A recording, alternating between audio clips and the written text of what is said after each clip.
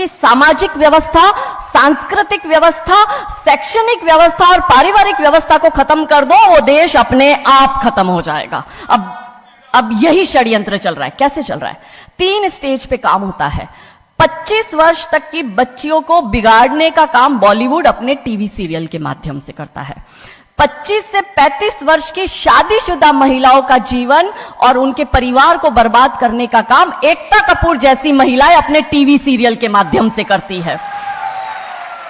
और जो नौकरी करती हुई बहन बेटियां महिलाएं हैं, जो कि वर्किंग विमेन हैं, उनका दिमाग खराब करने का काम ये ओटीटी प्लेटफॉर्म्स अपने वेब सीरीज के माध्यम से करता है। कैसे करता है, मैं संक्षिप्त में एक एक उदाहरण देकर आपके समक्ष रखूंगी। और बहुत जरूरी है कि जब हम तो एक साधारण व्यक्ति है, हम संसारिक जीवन में रहते हैं, लेकिन यहां पर जो उपस्थित हमारे संतगण है, महंतगण है, इनके बहुत बड़ा फॉलोअर्स ग्रुप रहता है, बहुत से लोग आते हैं, बहुत सी महिलाएं आती है।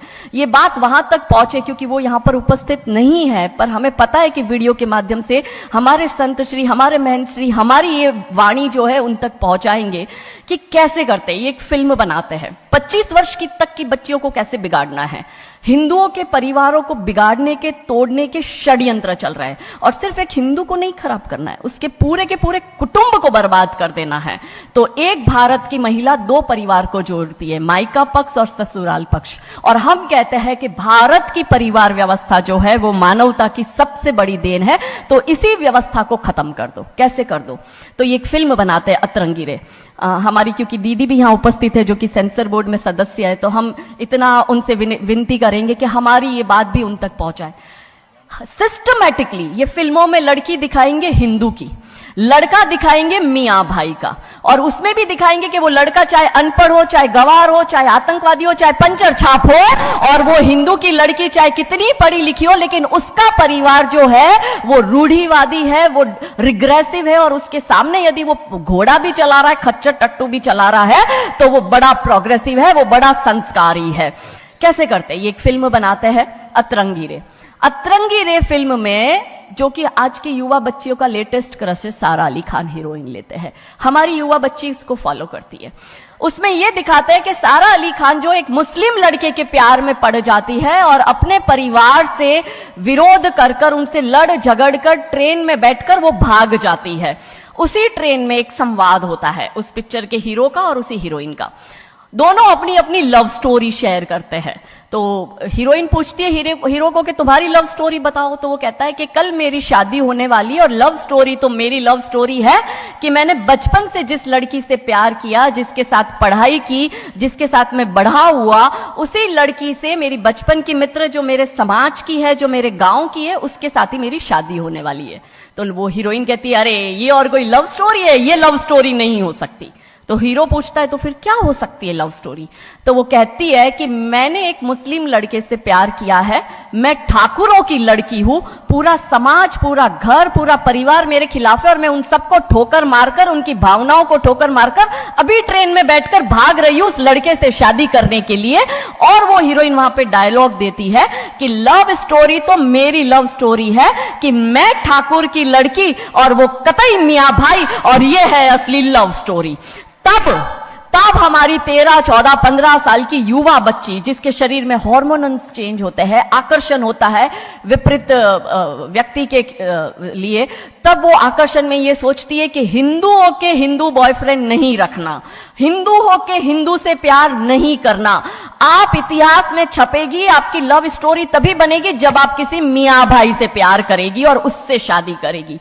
तो कैसे सिस्टमैटिकली ये स्लो पॉइजन बॉलीवुड की फिल्मों के माध्यम से फ्रेजाइल माइंड में डाला जा रहा है। और आज देखो कि क्यों समाज में लव जिहाद के इतने केस बन रहे हैं, और उसका सबसे बड़ा और मुख्य कारण बॉलीवुड है, क्योंकि इन बॉलीवुड वालों ने हमारी बेटियों को हादी रानी और रानी चिन्नमा रानी अब्बा का नहीं दिखाया। इन बॉलीवुड वालों ने हमारी बेटियों को करीना खान दिखाया है ताकि वो अपनी कोख से तैमूर और जहांगीर पैदा करे। ये बॉलीवुड वाले लव स्टोरी पर फिल्म बनानी है तो ये हादी रानी और राजा रावत सिंह चुड़ावत पर क्यों नहीं बनाते? मैं आपको उनकी कथा शॉर्ट में करती हूं कि राजा रावत का शादी जो होता है वो हादी रानी से होता है, मेवाड़ के राजा है, और औरंगजेब की सेना आक्रमण करने आती है। और जब औरंगजेब की सेना आती है तो राजा रावत सिंह का 2 दिन पहले ही विवाह हुआ होता है हादी रानी से। तो राजा जी की इच्छा नहीं होती कि मैं युद्ध लड़ने जाऊं, तो हादी रानी बड़े क्रोधित होते, वो कहते तुम मेरी चिंता छोड़ो, तुम अभी इस मातृभूमि की रक्षा के लिए, इस धर्म की रक्षा के लिए आप युद्ध भूमि में जाओ और आप मेरी चिंता मत करना। यदि आप बलिदान भी हो जाओगे तो मैं प्राउडली अपने आप को आपकी विधवा कहूंगी। तब राजा रावत युद्ध लड़ने जाते हैं।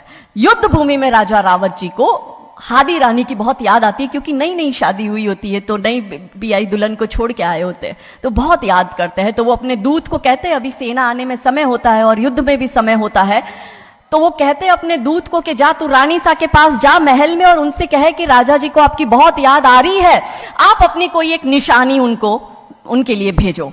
दूत भी बड़ा टेंशन में आ गया कि ये युद्ध भूमि में बैठे और इनको हादी रानी की याद आ रही है, ये युद्ध लड़ेंगे कैसे और जीतेंगे कैसे। पर वो दूत डरते डरते पहुंचा रानी सा के पास और रानी सा को कहता है कि राजा रावत जी ने आपकी एक निशानी मंगाई है, उनको आपकी बहुत याद आ रही है। तो रानी सा बहुत क्रोधित हो जाते कि ये मेरा पति कैसा, ये युद्ध लड़ेगा कैसे, औरंगजेब की इतनी बड़ी विशाल सेना है, यदि जहां युद्ध भूमि में बैठकर उसको रणनीति बनानी है वहां वो मेरी निशानी मंगवा रहा है। तब हमारी हादी रानी क्रोधित होती है, हाथ में तलवार लेती है, अपनी गर्दन काटती है, थाल में सजा के दूत को देती है और कहती है जा तेरे राजा को जाके दे देना मेरी निशानी। तब वो दूत युद्ध भूमि में जाता है, राजा जी को हादी रानी की निशानी यानी कि उनका कटा हुआ मुख देता है। राजा जी बड़े दुखी हो जाते हैं, उनको लगता है उनसे बहुत बड़ी गलती हो गई। राजा जी रानी की अंतिम इच्छा समझ जाते हैं, रानी जी के लंबे बाल होते हैं, उन बाल की वो माला बनाते हैं, उनके मुख की माला बनाते, वो युद्ध लड़ते हैं, औरंगजेब से युद्ध जीतते हैं और जीतने के बाद राजा रावत वहीं युद्ध भूमि में अपना बलिदान देते, अपनी गर्दन काटकर वहीं अपने जीवन का त्याग करते हैं। यह है लव स्टोरी। पर बॉलीवुड इस पर फिल्म नहीं बनाएगी कि इतिहास चुराए नहीं है, हमने इतिहास बनाए हैं और लाखों शीश कटे हैं रण में, तब जाके हिंदू कहलाए हैं। ये महान गौरवशाली इतिहास हमारा, पर बॉलीवुड इसका इतिहास हमारे समक्ष आने नहीं देता।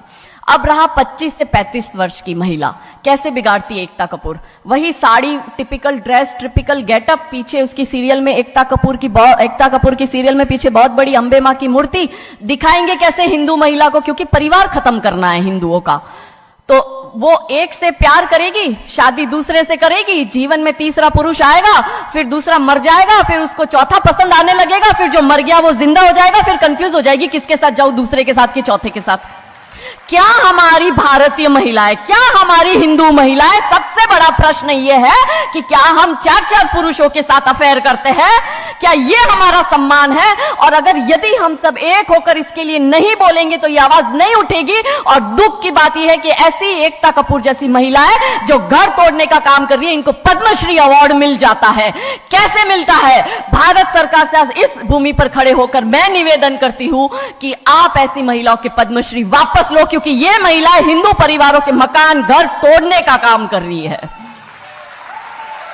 और तीसरा और अंतिम, नौकरी करने वाली बहनों का दिमाग कैसे खराब करना है। तो ओटीटी प्लेटफॉर्म के माध्यम से ये दिखाएंगे कि यदि आप नौकरी कर रही है तो आपके सास ससुर आपके पैर की जूती, आपका पति आपके पैर की जूती। बच्चा पैदा करने के लिए आपको किसी से शादी करने की जरूरत नहीं है, आपको ससुराल व्यवस्था में रहने की जरूरत नहीं है, और आप है फेमिनिस्ट। और स्त्रीवाद का झंडा दिखाकर हमारी बहन बेटियों को एक हाथ में शराब का ग्लास, दूसरे हाथ से सिगरेट फूको, अंग्रेजी में गालियां बको और आप अपने आप को फेमिनिस्ट कहो। क्या यह फेमिनिज्म है भारत की धरती का? ये कभी नहीं हो सकता। रानी चिन्नमा, रानी अब्ब का फेमिनिज्म का उदाहरण है। और दूर जाने की जरूरत नहीं है, हमारी परम पूजनीय दीदी मां साध्वी रितंबरा दीदी मां फेमिनिज्म का सबसे बड़ा उदाहरण हमारे समक्ष है। रानी नायका देवी, रानी लक्ष्मीबाई हमारे लिए फेमिनिज्म का सबसे बड़ा उदाहरण है। तो यहां उपस्थित सभी महानुभावों से हम यही विनती करते हैं कि फिल्म के माध्यम से ड्रग्स, अश्लीलता और गाली गलौच ये दिखाने के सिवा